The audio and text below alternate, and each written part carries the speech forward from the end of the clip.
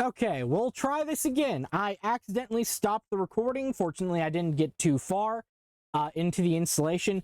As promised, we are covering Ubuntu, just regular old Ubuntu 20.04. This has the GNOME desktop on it, and this will kind of conclude the how should I put this? The impromptu series we had on the history of Canonical and Ubuntu's desktop. I've now normally I start at the grub screen. This just went straight in, so I took the liberty of decreasing the resolution to 1920 by 1080 and also turning the Wi-Fi off. So if you do want to do that, you can have some settings here in this little card. I think this is what's called a card. And if you want to change any other settings, you can just go here, click on this little gear icon, and there you go. You can change your screen resolution. You can change your orientation. Mine is bisexual, of course. And whatever else you want. There's not that much point in doing all that much. Like, I'm not going to switch to a dark mode while I'm here because none of that will be kept after the installer is finished. So our language is indeed English, and we don't need any accessibility settings. I do think this is a good thing to have, like, kind of right up front. And I know in previous installers, previously they used Ubiquity. This might still be called Ubiquity, but it's basically completely rebuilt from the ground up. So it looks a lot different from years past. Our keyboard layout is indeed English US. We will be using the wired connection, and we will just go straight into installing Ubuntu, because, you know, I know I want to install it. If you want, you can select this to try Ubuntu, and it'll close the installer. But I know I want it. I know it's going to probably work, hopefully. And even if it doesn't, it's not going to be too great of a loss to just start over, basically. So we're just going to go straight into the installer here. We're going to do interactive installation because I don't have an auto install.yaml.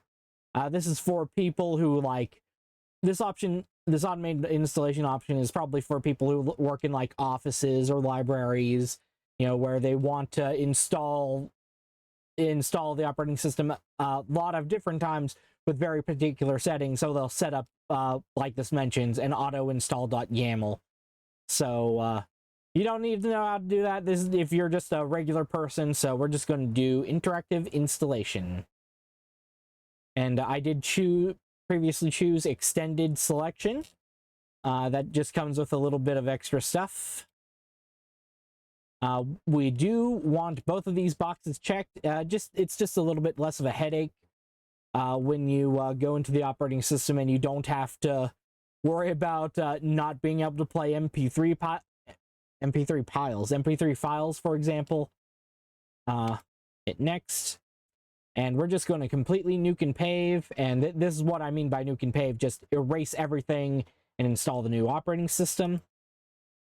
And we're going to create our account. All right. Stan Stockfoot. And we're just going to name the computer Stockfoot. And we're just going to shorten the name to Stan. Super secret password. That is totally not the crunchy food that you put on top of a salad. Okay. I don't know what this Active Directory option is, so I'm not going to touch it. Generally, you do want to require your password to log in. Or at least I do. I want people up in my business. Okay. Yeah, New York time zone. That's perfect. Okay. Yeah, that all looks good. Install. All right, and it goes right into the installation slideshow. So yeah, oh, you can bring up the little terminal here to see what it's doing. Ain't that neat? So anyway, yeah, so a little bit of house cleaning. Last time we met, as if we met physically, but no, last video was kind of a video about a project called BetaNet. I don't really want to make my channel about that sort of thing, you know, just calling out open source projects that I don't think are very good. That's not what this channel is about. This channel is about me starting up Linux distros and just kind of poking at them to show that, you know, regular everyday people can use this, right? It's not exactly a tutorial. It's like, it's kind of like Bob Ross, you know, like Bob Ross would show, like, look how easy this is. Look how easy it is to make a painting that you'll like and you can look at and be proud of, right? Well, I tell you what, it's very easy to use Linux. I mean, there are a few things you should know beforehand. But it's really not that hard. And this whole show, this whole You Can Linux show, is a show that yes, you can in fact Linux, and I truly do believe in you. But no. So that video was just going to be one and done. I was expecting to maybe say a few words about the follow-up video that the developer put up about that BetaNet project, and you know, wish him luck and hope, you know, I hope he proves me wrong and that it actually is a good project. But some other people sent me an email, and so I'm gonna make a follow-up video on that this Sunday. That'll probably be the end of it, because I'm sure a lot of other people will have more to say than I can, and I hope that they will. But you know, I went in on this. I was the one who called them out. I decided to, you know, kind of stick my nose in it. I might as well see it through. There is such a thing as meeting the moment, you know. If you know, it's not that I think they're doing anything illegal. It's just, you know, there's just more reasons why you might not want to support that project.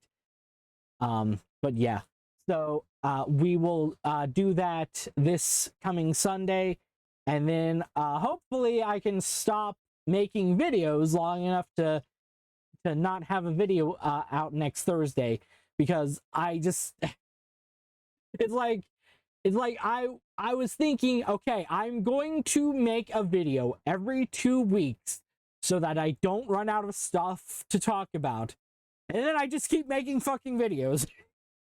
It just keeps happening. I can't help myself.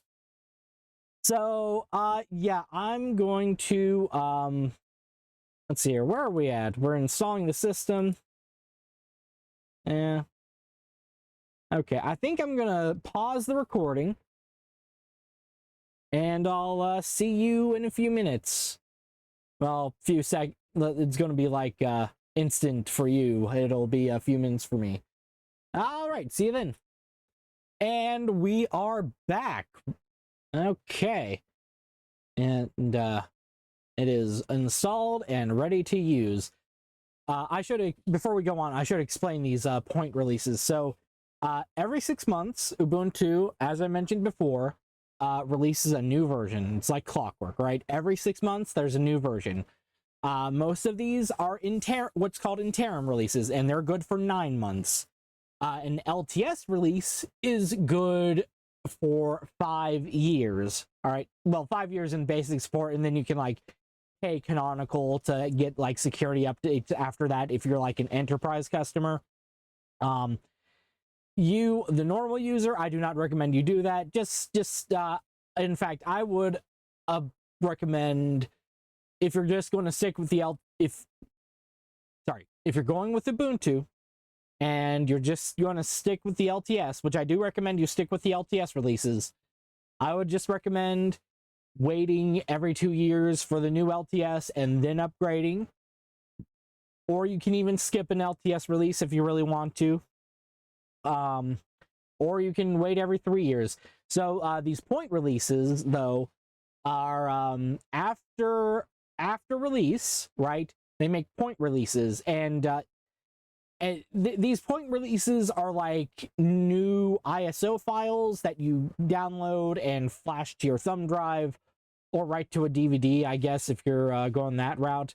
Although the ISO for Ubuntu 24.04 was like 5.9 gigabytes, and that won't fit on a DVD because the DVD only holds 4.7 gigabytes. But yeah, so the point releases are basically just updated ISO files that they put out every once in a while. Well, I say every once in a while. Basically, so it's basically just an update so that you don't have to have a massive update if you're installing the LTS release like a year after it came out, right? And usually I think they'll only do like 5 point releases per LTS, and they never do point releases for an interim release, with one exception. I think it was 17.10 that they had to do a point release for because there was a significant glitch that would brick certain laptops. So they kind of had to get that out the door really quickly and update that ISO file. But yeah, if you've already installed it, like if you on day one of the release cycle of the LTS, like it just came out, you downloaded 24.04 back in April of 2024, and you installed it, and you've been keeping it updated, you don't need to like then download a point release or anything like that. You've already kept it updated. This is just for people who are installing it a ways after the LTS was originally released, and it has all the updates already, like up to a certain point, already on the ISO file. And we're just going to go ahead and restart now and boot into our new Ubuntu installation. Sorry, I gotta drink more. A&W cream soda is the drink of choice today.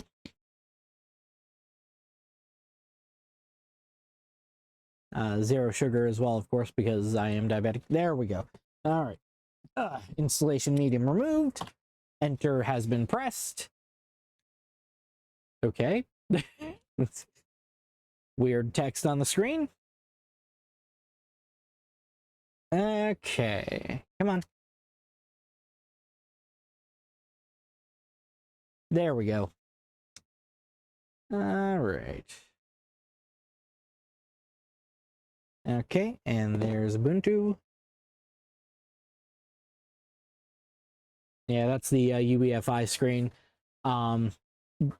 So when I say grub screen, grub is like a screen that comes up as soon as you boot up on legacy BIOSes. This is all like technical stuff. If you don't get it, it's not a big deal. But yeah. Okay, before I do anything else, okay, Wi-Fi off, and it's not giving me any gear for the options, but that's okay. I'll just log in for the first time. Okay. And there we go. Welcome to Ubuntu. And let's go up here, click the little gear icon, and yeah, that's right. All right, turned it off. No having to censor anything for me today, hopefully, maybe. Okay, 1920 by 1080. There we go. Apply. Yes. Okay. All right. Let's see what's new. Complete your setup with additional settings, and we'll have you up and running in no time. Okay. Next. No. Okay. So, you can get Ubuntu Pro for free for up to 5 machines, apparently. Get security updates on a wide range of packages until 2034. Remember, a package is just a piece of software that's ready to be installed and used. And also, it can also refer to software that is already installed. Full FedRAMP, FIGS, STIG, and HIPAA, and other compliance and hardening requirements with certified tooling and crypto modules. This does not refer to cryptocurrency. This refers to cryptography. So yeah, that's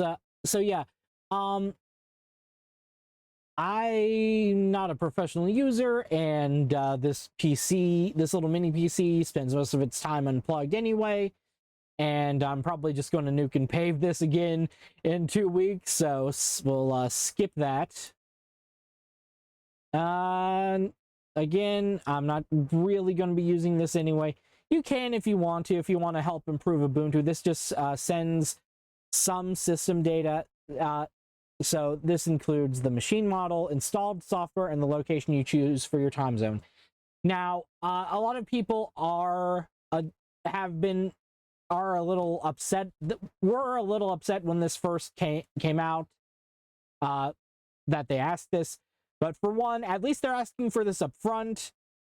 And for two, they tell you exactly what they're getting. Hey, show the first report. What's this? Let's see here. Okay. So this is everything that they would have sent with the first report. Okay.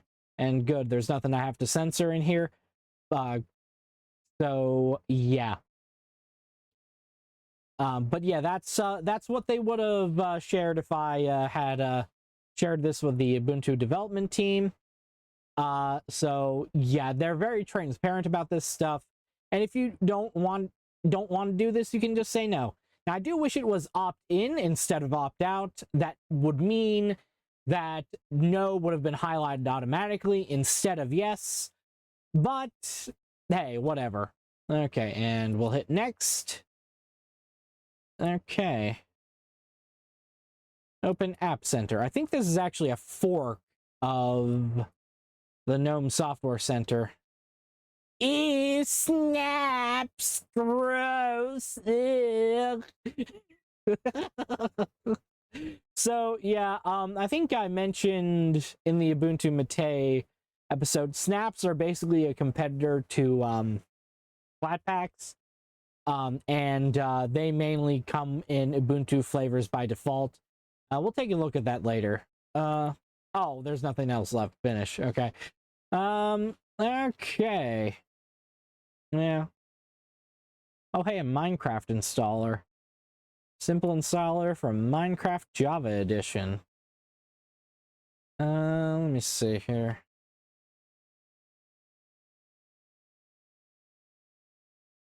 All right, well, why don't we try this one? All right,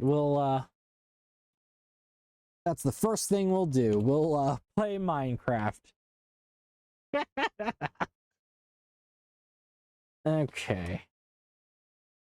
I don't know who James Tigert is, though. Let's see here. Yeah. Let's see here. What does this little check mark mean? I think that little check mark means it was packaged by the developers. Same with Discord here. This is also a snap. I had some problems when I was using Ubuntu and I used the snap where it would like, hey, it would like stop and it would be like, hey, you need to upgrade. Download this .deb file. And I'm like, what the fuck? You know, I shouldn't have to. I should just, it's a snap. It should update automatically. But yeah, this star is like a trusted thing. Maybe I shouldn't. Maybe I shouldn't log in with this.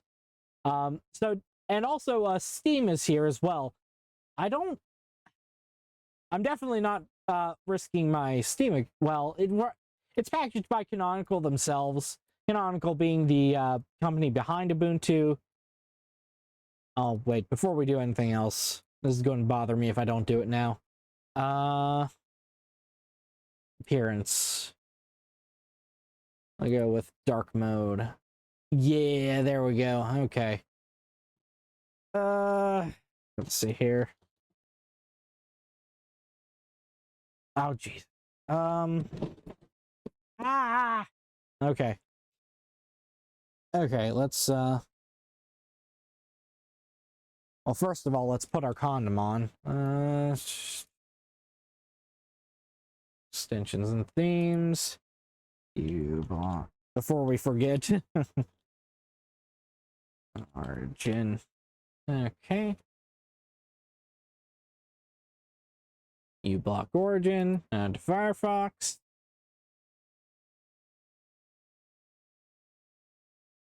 Come on. Why are you taking so long? Why are you taking so long? Available for Firefox and Android. I also use Firefox on my phone because it has add-on support. So yeah, you can literally, hey, there we go.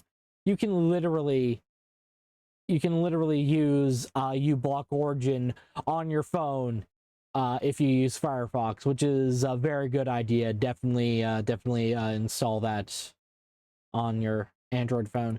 If you're using an iPhone though, and you install Firefox, that's basically just Safari with a skin on top because of the way Apple forces people to because of the way Apple's ecosystem works. Basically, it all has to be Safari. There is no previous browser. I don't know. I'm just going to Google Steam. Hey, store.steampowered.com. That's the URL. I forgot. Okay, let's see here. Let's go to install Steam. Okay. Oh, also available on Windows, Apple, Mac, and Chrome OS. Not for long. I saw an article that was like, okay, yeah, so I'm not going to log in. So we can just hit App Center. And this is the kind of the recommended way that you install Steam, is you just get the installer. This is like Valve recommended. This package is provided by a third party. Installing packages from outside the App Center, blah, blah, blah. Install. I believe this is the recommended way to install Steam, at least on Ubuntu.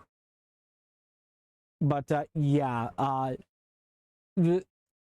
just be careful. Make sure. I know on Firefox you can kind of look and see. Yeah, certificate issued to Valve Corp, right? So yeah, just be careful. We'll let that install. I'm not gonna log in, but I remember seeing an article about Valve like being mad about Canonical distributing Steam as a snap and being like, yeah, don't use this. We'd rather you use the flat pack than use this, which isn't good either, but at least the flat pack is better than snap. Oh boy.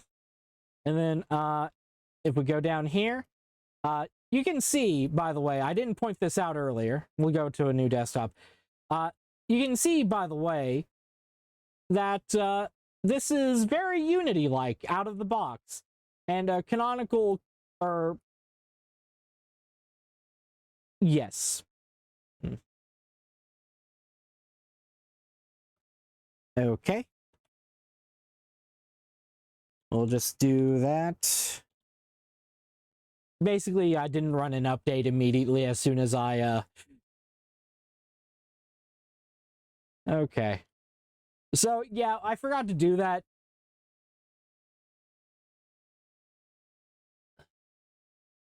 And it's, at least with Ubuntu, it's good practice to, what am I doing? it's good practice to run an update. Oh, they have active icons as well. Here, we'll just close this. Can I open up Steam? Okay. Well, anyway, so yeah, this is very Unity-like. You can kind of see the lineage here, right? Like, from right after GNOME 2 when they sort of did the whole Unity thing. For some reason, they put the show apps button all the way down here. But yeah, they basically just kind of installed Dash to Dock by default. Hey, Minecraft. Okay. We'll let that cook for a little bit. I don't have the top bar scroll extension installed. Let's see if we can do that.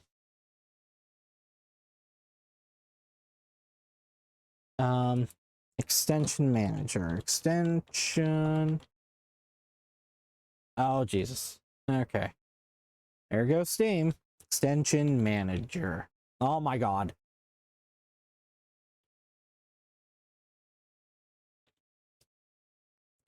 Oh, Jesus Christ. So yeah, Steam installed just fine. You can sign in. I'm not gonna sign in. But yeah, I think that's the way Valve recommends you install Steam on Ubuntu. Okay, hold on.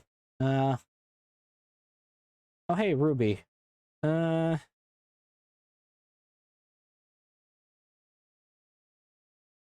tell me these are all snaps. Some kind of map application. What? Okay, yeah, I'm pretty sure this is also a snap.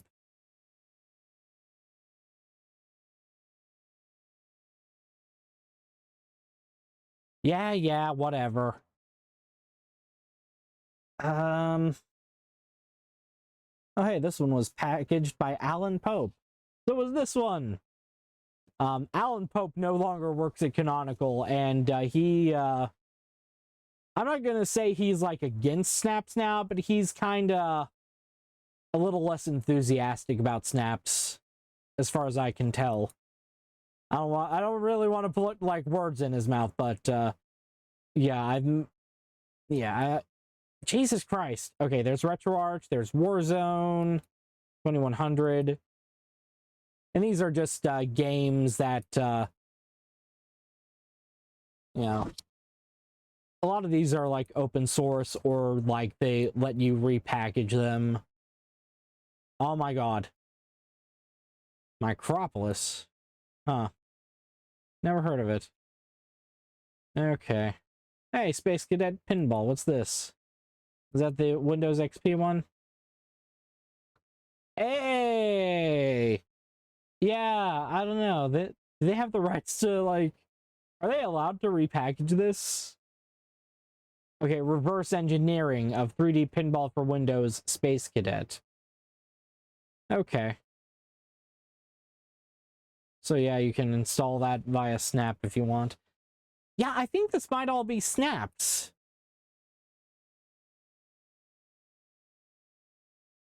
Huh. Alrighty then. Okay. I'm gonna pause the recording real quick while I sign in. Okay, I've signed into my Xbox Microsoft account. I had an Xbox. It kind of died. It was an Xbox One, and Microsoft is going in kind of a direction I don't want, so I think I'm gonna switch to PlayStation. I think I'm gonna get a PS5 for myself for Christmas. But yeah, Bedrock Edition still not playable on Linux, but here we can open up. I mean, this PC ain't exactly a powerhouse, but I'm sure it's enough to play Minecraft.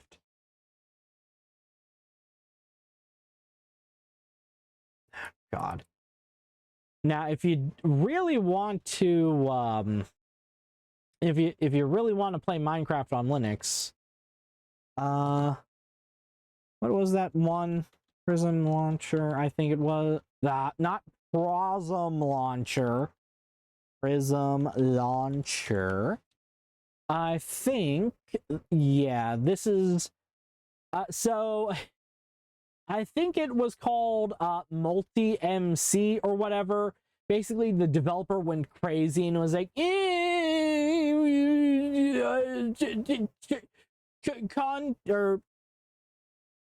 sorry, I can't think of the word. Oh my god. Oh my god. My words are failing me.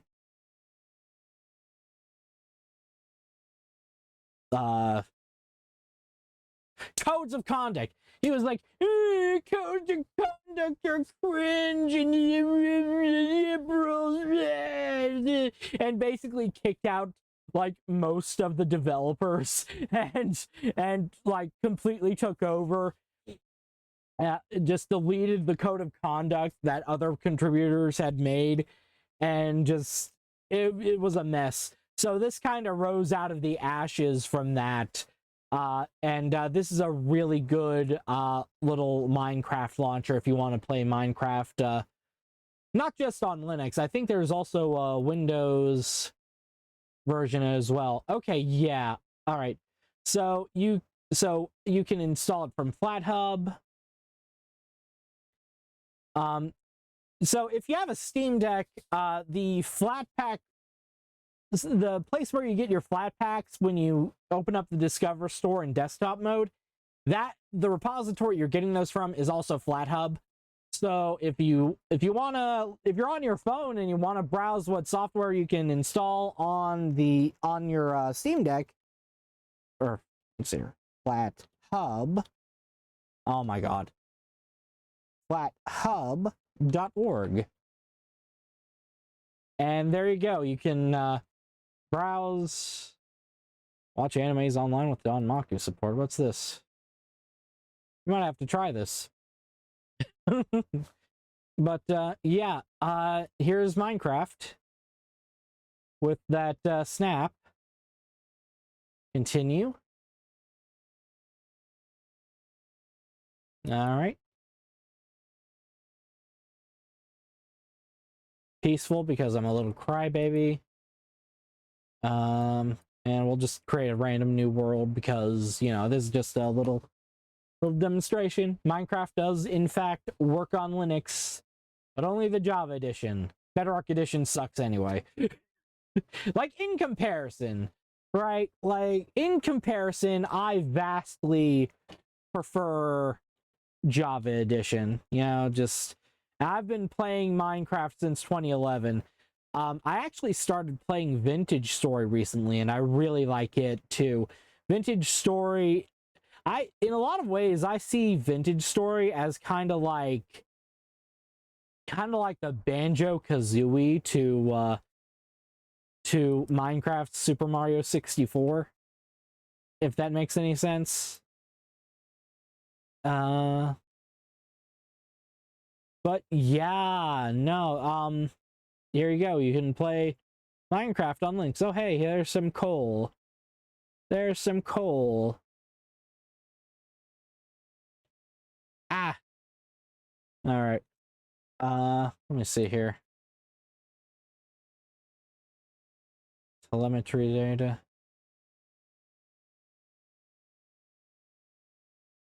I was gonna put up the seed so that anybody can be like, oh hey, there's the seed that was on You Can Linux.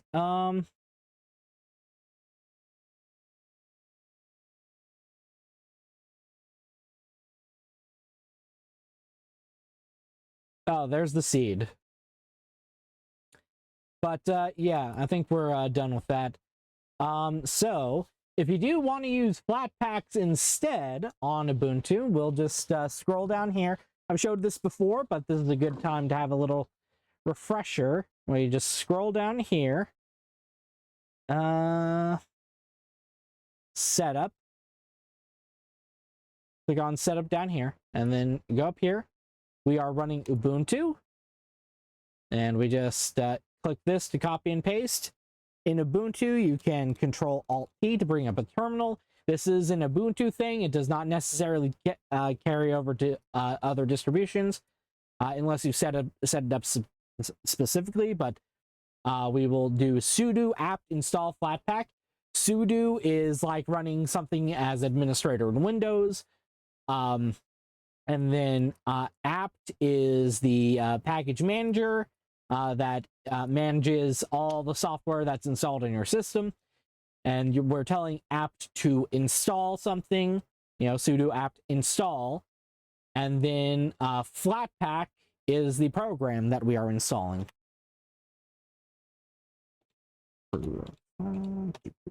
Okay. Yes, we do indeed want to install this. But yeah, you can see, like last time we looked at Ubuntu Unity, last regular episode, I should say. And as you can see, like all the window decorations, the close, maximize, minimize buttons are on the right again. They're not up on the top bar anymore. You're kind of stuck with the top bar. And I do genuinely think that the way Unity operated was a really good little GUI. GUI standing for graphical user interface, as opposed to the command line interface, which you see here in this terminal. But yeah, so we just installed Flatpak. Does this even have GNOME software? I shouldn't have closed that terminal, but hold on. Software updater, software and updates. But yeah, I forgot to do this, but you should really run an update as soon as you install Ubuntu. Transmission. Huh. I don't even see the Ubuntu software, the Ubuntu App Center here. Huh. Yeah, there's only 2 pages. Is it in utilities here? I don't know why this isn't in utilities. Here, you wanna see something cool? And I can also, yeah, there we go.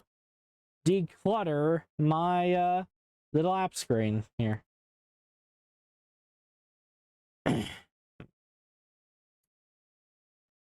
Okay.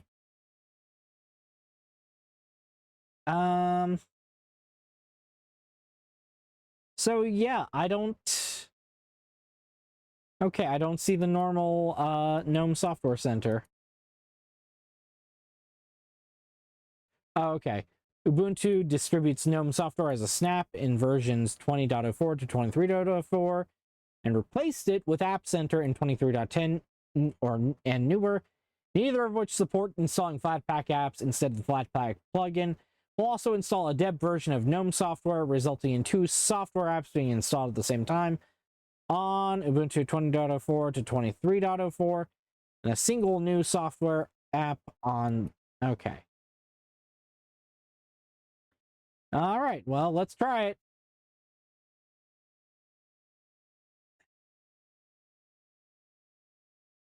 How are we on time? No, we're only 39 minutes in. We're good.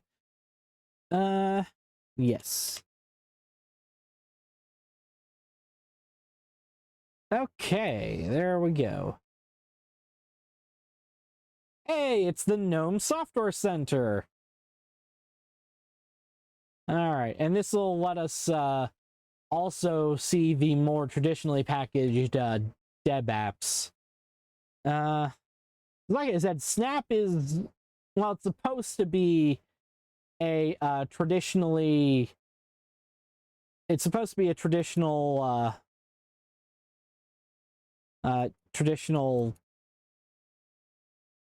not a okay.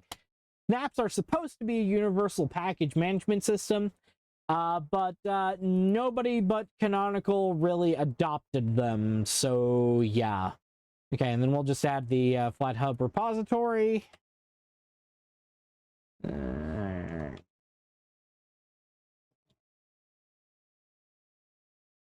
Okay.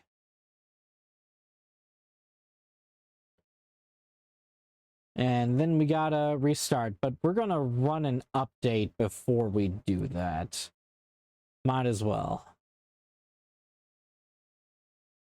Okay, software updater.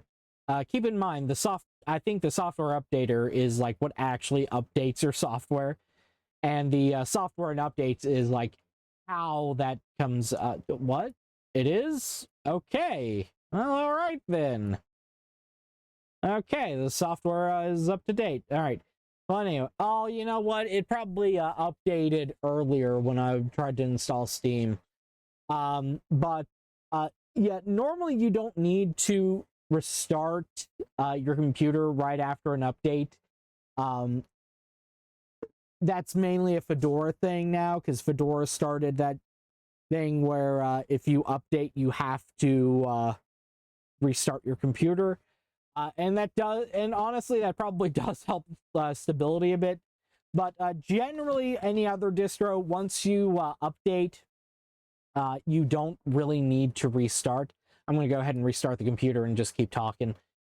But generally, you don't need to restart your computer unless you have a kernel update. Because the kernel is like the central engine of the operating system. And if you update that in order to get the new kernel version, you need to restart the computer, right? And obviously, if anything starts going wonky, it might be prudent to start the computer after an update as well, if things start going weird. Okay, and we are going to be back up here in a second. Okay.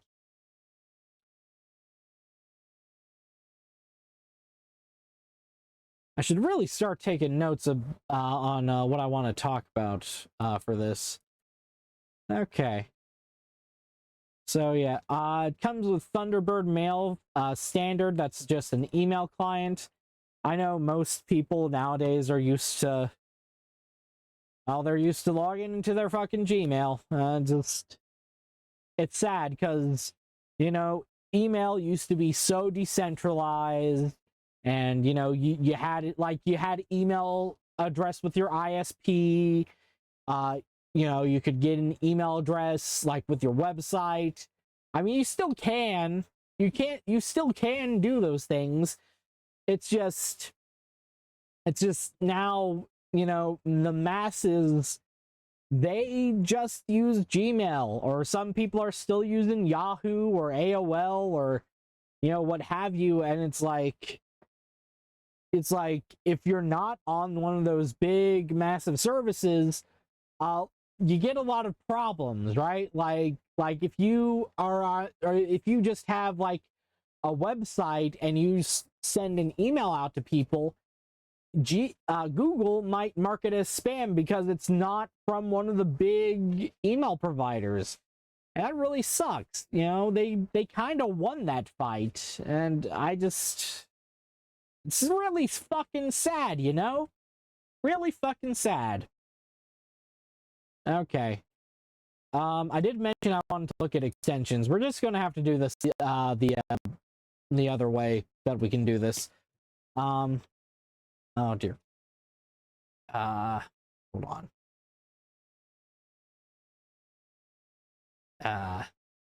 Here, I gotta de-bloat this. Okay, there we go. That's where you customize. Okay. There we go. I de-bloated it. Okay. Oh yeah, I said I was gonna try this and see what this was all about. So before I install this, I should note, I don't actually know whether what you use this for is particularly legal. So, yeah, Google, I definitely do not support piracy. That is totally the opposite of what I want to do. Okay, I think Google stopped listening. Pirate fucking everything. Piracy is perfectly ethical.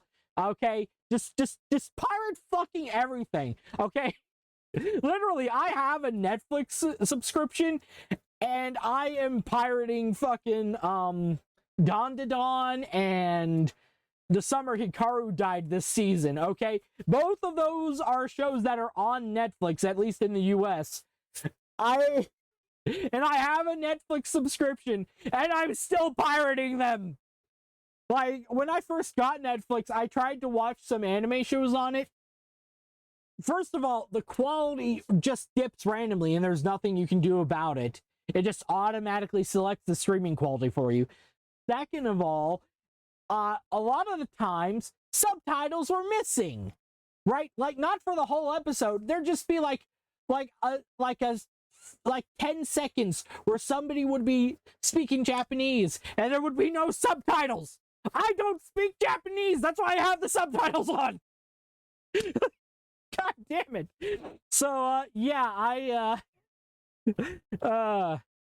okay. I better stop talking about that. Google might be listening again.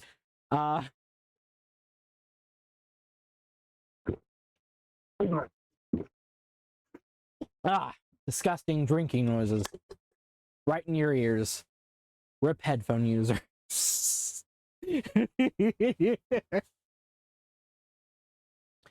Yeah, I've got fucking Netflix, I've got Hulu, I've got Disney Plus, all three of which have anime on their services.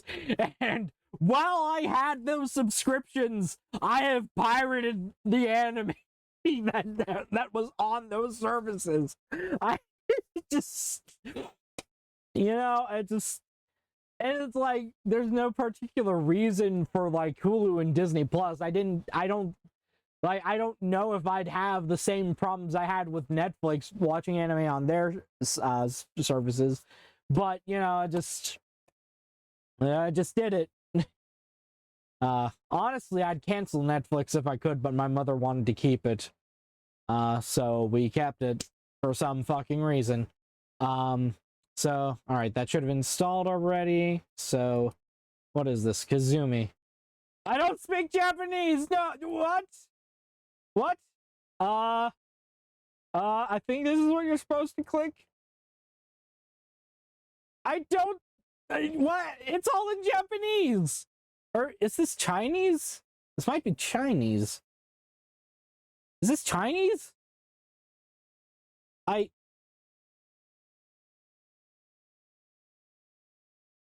Is there a language option? Help! Is there a language option? Oh god.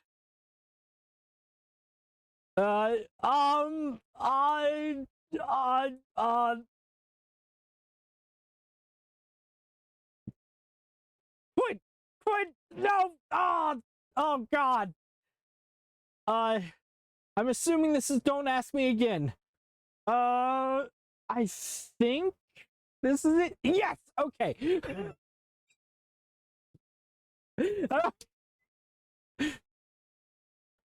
Okay, Live Denmaku. I don't know what that is. It's all content within the app is exclusively available in Chinese, providing a smooth, customizable way of enjoying your favorite anime. I don't think the fact that it's all in Chinese is providing a smooth, customizable way of enjoying my anime.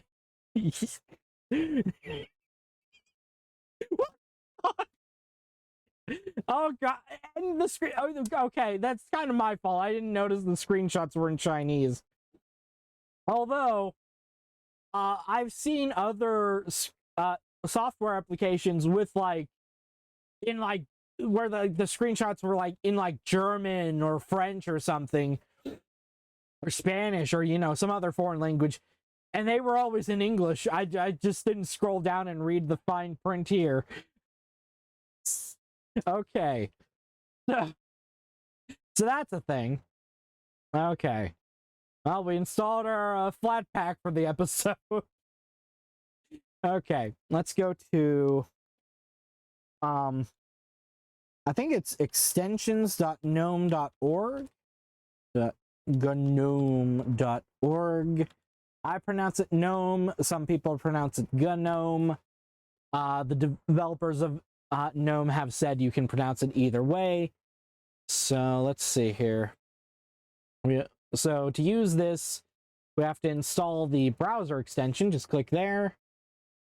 Yes, continue. Add. Let's just pin that to the toolbar. Okay. All right, and I think we can just... what? Okay, that's weird. Let's see here. Installed extensions. Okay. GNOME shell cannot extend... What? Okay, we're gonna... Okay, let me see here.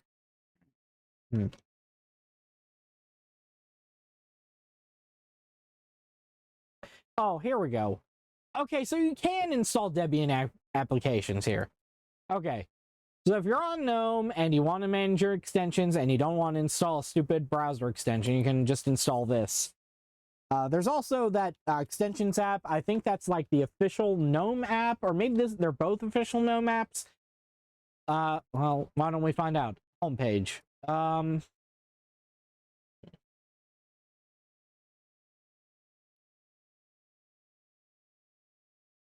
Unsupported. Okay, yeah, I can't tell.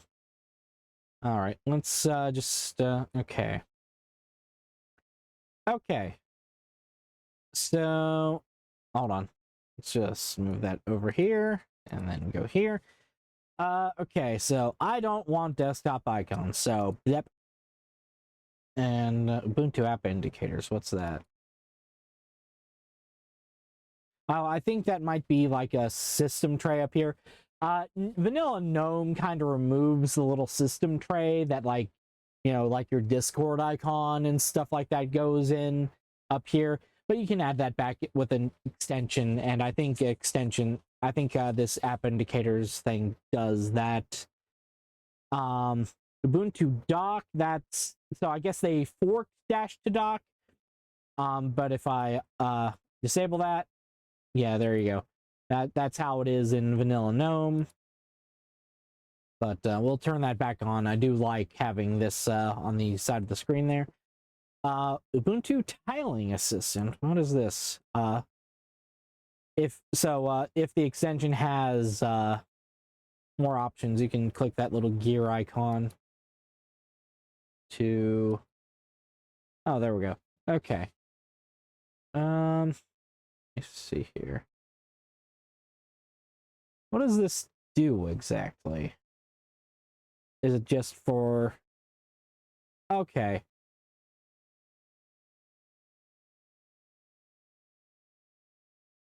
But that's not window tiling, is it?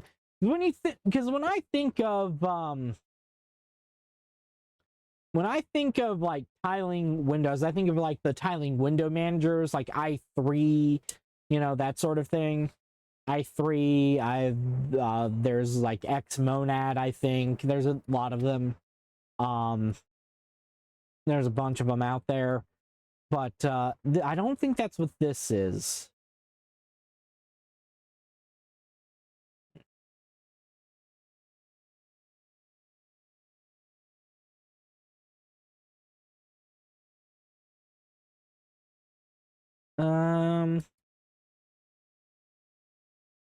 Might have to Google that. But here's the killer feature of this extension manager. You can install new extensions from it. And I think I showed this the last episode as well. The last episode we had a GNOME desktop, which was the original Fedora 42 video. Let me see here. I'm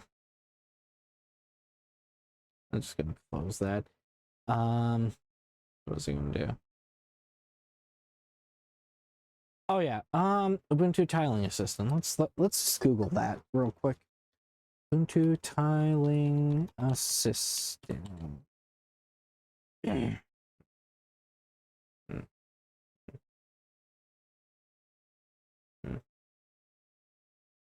Okay, so it really is just window snapping. Okay. So like, yeah, okay. I think this functionality is built into GNOME 48, so we may see that disappear in the next LTS release. Let me see here. Ubuntu desktop. Oh, now let's go back to default. There we go. Panel mode. Oh, you can switch off panel mode and auto hide the dock. There we go. Yeah, you know what? We'll keep that on. Let's see here. Position on screen left. You can put it anywhere except the top because the top bar is there. You can even put it on the bottom. Okay. And we'll keep it left. Okay. This is just like if you stick a thumb drive in. With this turned on, it'll show up in the dock here. And I don't want to show my trash. Yeah. Enhanced tiling. Okay. I'll just leave that on. Okay. So you don't have to go into the extension manager to turn that stuff off. You can just turn it off from the settings app here. Again, this is a modification that Ubuntu has done to the GNOME desktop. Let's see here. Multitasking. Oh, there's the hot corners. We don't want to turn those on. Dynamic workspaces. That's what these are. Yeah. Workspaces. Appearance. Let's go back to appearance, and not a whole lot of wallpapers. Oh, that is a nice wallpaper. I think that's we saw that one on the Unity episode, as did all these as well. So yeah, I think these are just these just kind of came with this. I'll leave it on that one. That's a nice picture. And then we have the accent color here. Okay, yeah. So like, see if I change it back to this, it's orange again. Yeah. I think I like blue better than orange. Yeah, there you go. Apps. And most of this is just going to be a retread of the stuff we did in the Fedora episode, Fedora 42 episode. So yeah, they just kind of made some modifications. We'll just pin that. It's good to see they haven't put that Amazon affiliate link back in. So back in I think 12.04 might have been the first version to do this. It's been a long time, or maybe it was after that. Maybe it was 14.04. Maybe, I don't know. But they used to have like an Amazon button in the dock, and this was when it was still Unity, by the way. They had an Amazon button in the dock and would open up Firefox to an Amazon web store page, basically made an affiliate link, right? And that was a way you could, if you shopped on Amazon, that was a way you could support the Ubuntu project. And Amazon didn't really seem quite as evil to most people back then. I mean, the real ones knew that Amazon was bad news before that. But I'll be honest with you, I wasn't one of the real ones. I shopped on Amazon plenty of times before. I bought myself a Kindle in the early 2010s. I was not hip to their tricks at the time. So yeah, but they removed that around, I think it was before 18.04 released. either before 18.04 or before 20.04 is when they removed that. So yeah. Yeah. A lot of this stuff is stuff we've seen before, like Rhythm Box. I've showed you guys Rhythm Box before. I think this also came with the Fedora 42, because I think that's also a GNOME app. If it's not a GNOME app, then it's just something that a lot of people use. Like Transmission, I don't think Transmission is a GNOME app. Yeah. But Transmission, I don't think is a GNOME app. Well, why don't I just check? Transmission BT. Yeah, I'm not seeing any affiliation with GNOME here. So I don't think this is a GNOME app, but it's one that like everybody kind of bundles in as a torrent client. So you can do your torrenting with that. It's a decent little. It's kind of no frills, but you know, it's a decent little thing. So yeah. Is there anything else I want to really talk about? No, not really. So I don't know. I don't think. Yeah. I mean, yeah. So why would you use Ubuntu? Well, it's it's pretty widely used. There's the old Ubuntu logo. Then you can see the new Ubuntu logo, the old Ubuntu logo. I like this one way better. I think I mentioned before, this is called the Circle of Friends. You can kind of see like this is somebody's head. This is a head. This is a head, and these are like arms, and they're kind of like linked in like a circle. So you know, and then this one, it's trying to be the same thing, but it's just not the same. I don't like it. But yeah.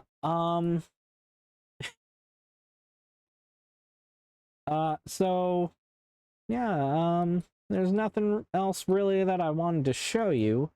It's just a GNOME desktop, you know, with some modifications, you know, some modifications out of the box, I should say.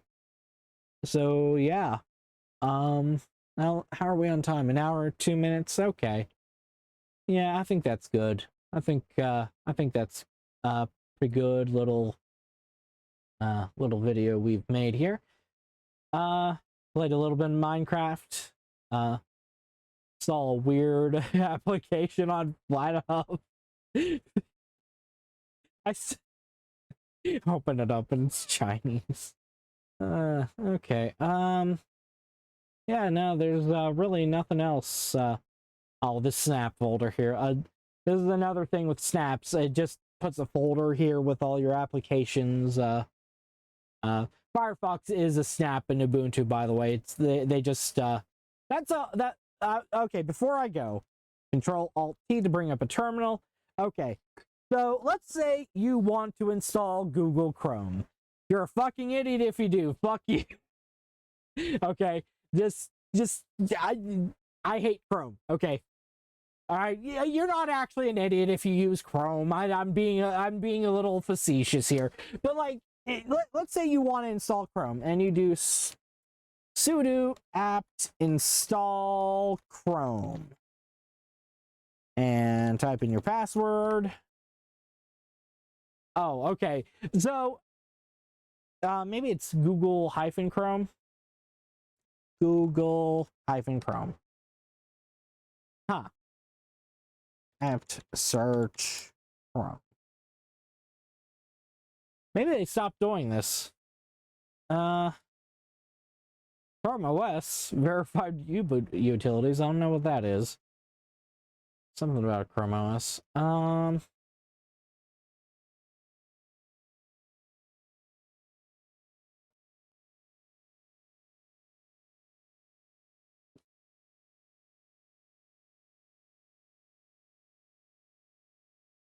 Maybe if I just do sudo apt install Chromium.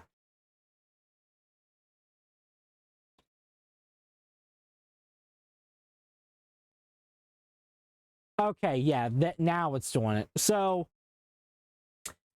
instead of installing the deb package, No, selecting Chromium browser instead of Chrome. Okay, Chromium. Okay, so instead of installing the deb package, it's installing the snap package. So when you say sudo apt install Chromium, you're expecting a traditional deb package, not the snap package. So a lot of people were pissed about that, and I understand a little bit, you know, because I kind of understand both perspectives, because Canonical's perspective is, well, this is just an easier way instead of having to support, you know, two versions for every browser. We can just support one version, which is the snap version, which will be universal to everybody, and then we don't have to, do the work of supporting the traditional packages, repackaging every time for every distro.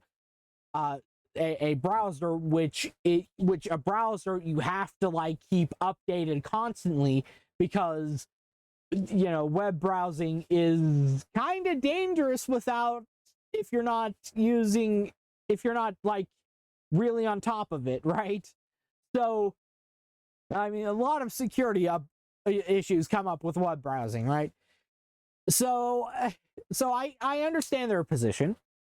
I also understand other people's position that, I don't want to use the snap. And if I want, like, at the very least, if I install, say, sudo apt install instead of sudo snap install, I want a traditional package, and I think a good compromise would have been to just, when you say sudo apt install Chromium, you could be like, hey, the traditional deb package is no longer available. We no longer ship that. We no longer support it. We do have a snap available, and that is what we support. Would you like to install the snap? That's what you should do, in my personal opinion, right? Like instead of just automatically doing it. And I'm sure somebody from Canonical would be like, well, what about, what about people who aren't really tech savvy? Well, if you're installing that from the terminal instead of the software center, I would say that you're at least trying to be a little bit tech savvy, right? Like, I get it if it's like from the app center here, I want to install Chrome. Actually, let me see if there's like just Chrome, because Google Chrome is like, okay, no, they just have Chromium. Okay, so Chromium is like the fully open source version of Chrome, and it's and like when I say like 90% of browsers on the market today are Chrome based, it's not actually Chrome, it's Chromium, but that's like really pedantic. All you need to know about that is Google controls fucking everything on the web, and they must be stopped. So yeah. So I thought that. So I just I think there's a better way to do that, and they didn't do it, and they haven't done it for years and years. But hey, whatever. So yeah, me personally, I haven't really liked the direction Canonical has been going. And also I prefer Flatpaks over snaps, so I went with Fedora. Haven't really looked back. It's not that Ubuntu's bad, I just prefer Fedora. I feel like Fedora is a lot smoother than Ubuntu, or even Linux Mint. Linux Mint always felt a little hacky to me. But yeah, no, this is a very usable GNOME desktop distro. It's, works fine. If you want to use Ubuntu, you can use Ubuntu. I mean, there might be a couple things about Fedora you don't like the fact that they update every 6 months, no LTS, and I think every version is good for like a year, so you can like skip a version, but but you can't skip more than one version with that. You have to update every 6 months to a year. So at least once a year, you're like updating your distro to a new version. So, you might not like that. In which case, hey, Ubuntu, you can stick with the LTS and update every 2 years, or even every 3 years, or hell, even every 5 years. I do recommend, though, if you do go with Ubuntu and you would like to stick with the LTS releases, which I do recommend, I would also recommend you wait until the first point release to upgrade to the next version. I mentioned point releases earlier. So with the first point release, you do get a lot of bug fixes, and honestly, that might be a moot point because the OS does ask you to upgrade when there's a new version, and it doesn't ask you to upgrade to the next version until there's that first point release, right? So that might be a moot point anyway. But yeah, just watch out for that if you do decide to use Ubuntu. Solid operating system, I just personally, it's not for me. But if you like it, then you can do it. I do definitely believe in you. You can do this. It's really not that hard. But yeah. So I think I'll call it there. Thank y'all for watching. Please leave a like, subscribe, and a comment. Definitely comment about anything you would like to learn about Linux in the future for future videos. My next regular episode, I do have that follow-up video on BetaNet planned for this Sunday, but my next regular episode will be not next week, again, because I want to put a week between every episode. Or 2 weeks. I want to do this. I want to put out a regular episode every 2 weeks. But the next regular episode is going to be Debian 13 Trixie. I don't know which desktop we're going to install.